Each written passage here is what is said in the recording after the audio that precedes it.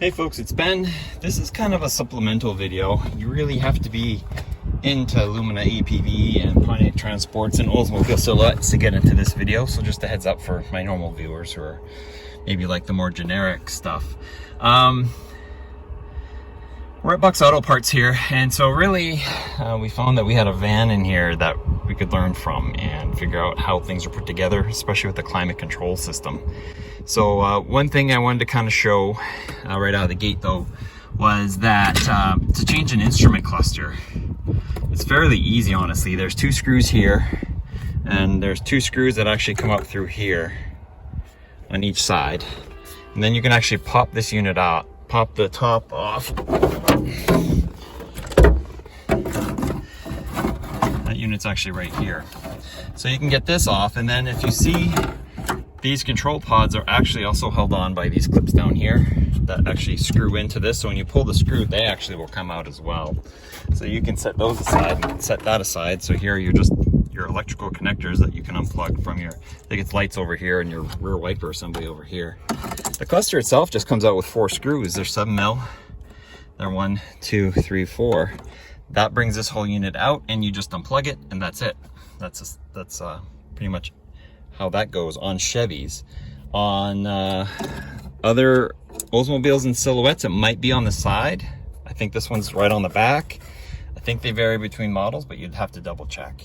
Another thing I wanted to check out was, do these speaker covers sit on here or are they attached? Like, do you have to lift the dash pad to get them out? The correct answer is you have to lift the dash pad to get them out. This ripped off the pins when I did lift it off. They're right here, and they're kind of they're a little fragile. I guess they're a little squeeze pin maybe. I dropped all the others in there. But yeah, there's like a squeeze pin that maybe you could massage them out, but you'd have to be super duper careful. What I thought was neat is that on this driver's side one, there's actually a light in it, and it's a blue like security lamp or something. I thought that was neat. I don't think that's on the earlier models. And then here's your tiny little speaker that you'll want to replace. Can you get it out? Well, you're breaking stuff, because to get all 4 screws, you're gonna have to work around, unless there's no screw. There's a screw here and a screw here for sure. There's none on this side.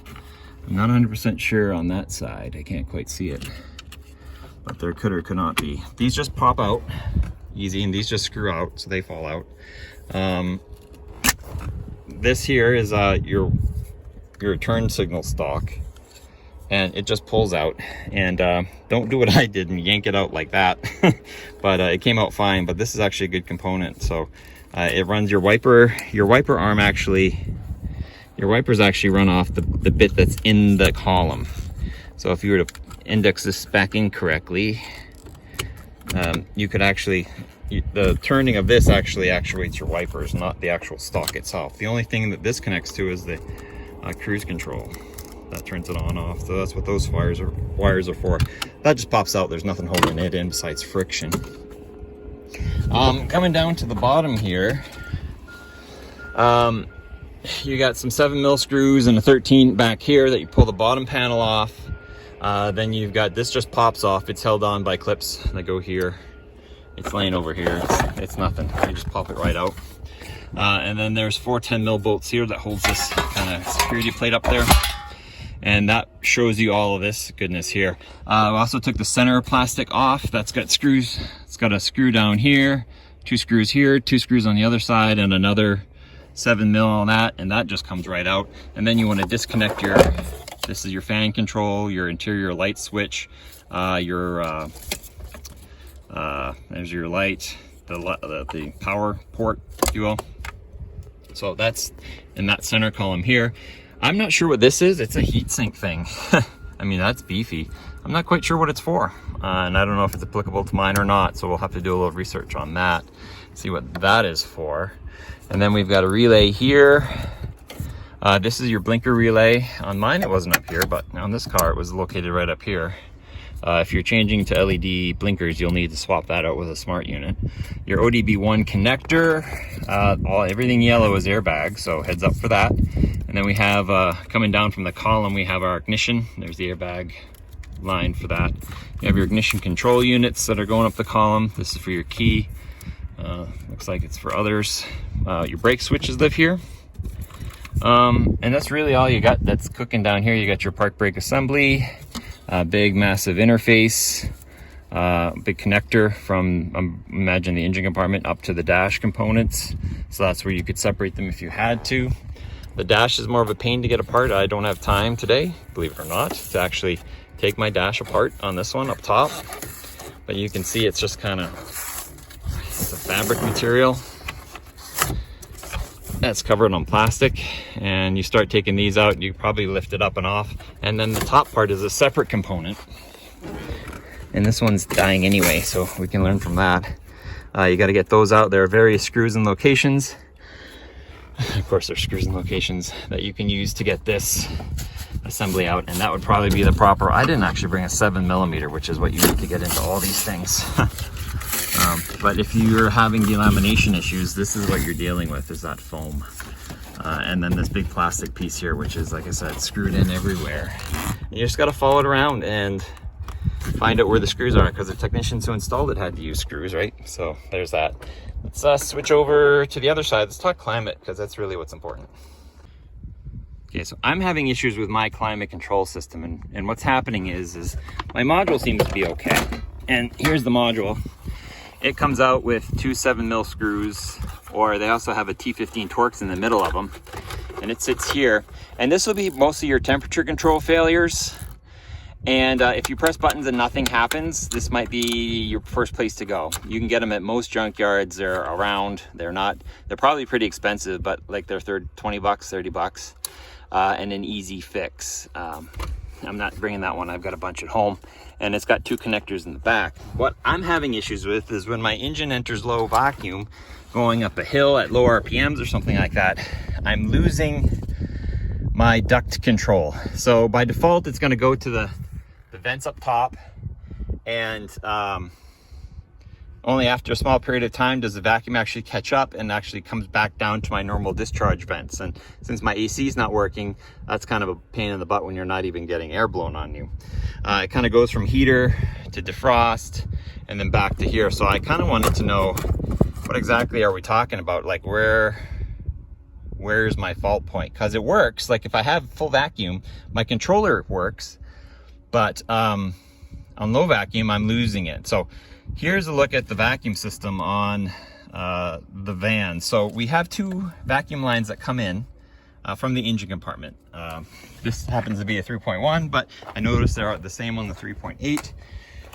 It comes into this little vacuum port here, and like this one's different on the 3.1. But two lines go back to the engine compartment through where the wiring harness goes through. So I'm sure they were put in as an assembly. And they come out here along the wiring harness, and they come to this neat little block. Let's get this electrics out of the way. Here's the vacuum block, and it sits on this guy here, which I'm taking home with me. This is a little solenoid. You can see the solenoids inside there. And so the black lines are vacuum. So vacuum comes into the front side, and you can see it's kind of a manifold. The inside's all vacuum, and then the purple one actually goes back to vacuum again. So I'm not sure what that's for yet. I'll have to look at the logic of my service manual to see why the purple is there. But these guys, the colored ones, are what goes and works things out. And then we also have another tap off the blue for some reason that goes into, I actually haven't tracked that. Oh, it goes out back for some reason. So I don't even know on that one. But anyway, so this manifold just smucks onto, it's literally just friction fitted on there to this block. And so when one solenoid closes and one opens, it actually provides vacuum to one of the actuators. Now, this actuator here, which I already kind of took it off, but it looks like it's the black, whatever this one is, looks like a brown one. It controls the duct to the heater core. So here's the heater core. There's a couple screws, and you can actually remove this panel, and that's how you get access to replace your heater core. Like, you got to undo some screws here, and ultimately, what a pain, but this is where the heater core lives. But this actuator actually controls your heat. So when a vacuum's pulled on this vacuum module, it actually causes that white duct to force air. Instead of not hitting it, it actually causes it to go through. and heats the air. So that's your temperature control is right here on this guy. So that could vary. It doesn't vary much on my van. You pretty much have it or you don't. But what was really cool is that these other lines, depending on the solenoid, come to different places. So we're coming back on the driver's side. And I kind of dropped it. Here it is. So here we have a double-sided vacuum module. So it's got vacuum on either side, and this plunger can go either way. It can go in or it can go out, depending on the vacuum. And that's the yellow and the red, I believe, that control this one. And what this does is it connects to this arm here, and this arm, which is actually sprung, does two things. When it's pulled this way, it controls a flapper in here. So when you pull it this way, what it does is it actually closes off the heater. The heater from on the floor comes through here. So when you pull it back, it actually closes off the floor and it pushes all the air up. And I'm presuming up to both vents and defrost. So, and then normally it splits it. So that's why when I have a low vacuum condition, I'm actually getting air out of both my floor and my defrost, because it is a set like that. It does go the other way. So if you push, you can push this up, and it actually takes quite a bit of force seemingly. And what it does is it completely diverts the floor. So 100% of the air goes to the floor, and then this way 100% of the air goes up. So that's your heater control. And then the second one, which gets deep into the dash there, but you can actually see it right here. Same idea, two vacuum hoses. And what it's doing is it's controlling, I believe, the vents and the defrost units. So you can have a blend. I think on the door, does it let you blend those two? Or is it either or? You can have upper and floor, which obviously is going to trip the middle setting. Then you have bi-level, which is floor and vent, and yeah, so that's what you have, or all out, or just lower.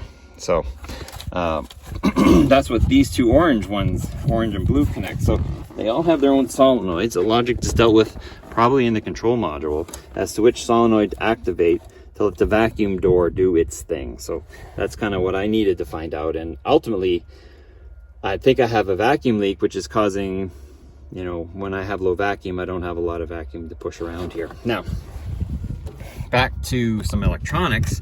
This guy was actually easy to get out, oddly easy. And this thing contains things like your door chime module lives here. This is your rear defogger control module, which I don't need. A couple of relays that live here, and some circuit breakers also live in here. So it's a fairly major power distribution block for the interior of the car. And then if you'll notice, these two connectors actually pump up here, because this is your ECM. This will be where your computer lives. So with some more removal of things, you can totally get that out. Like I said, I didn't bring a 7 with me. And then this little wire here is actually the antenna for your radio as it goes up into the roof of your van. So that's all the componentry that I found over here, which I thought was pretty cool. This is mostly just empty space, and the radio is what it is. It's got screws and you just unplug it. Still that odd top mount kind of assembly. So that's that. So if you have any questions on this, feel free to ask. Here's the here's the rear wiper. It's just a plug, fairly simple unit. Push to wash like all the others. But yeah, kind of a quick overview of exactly how does the underside of your dash work. It's fairly simple, basic GM, but there you go.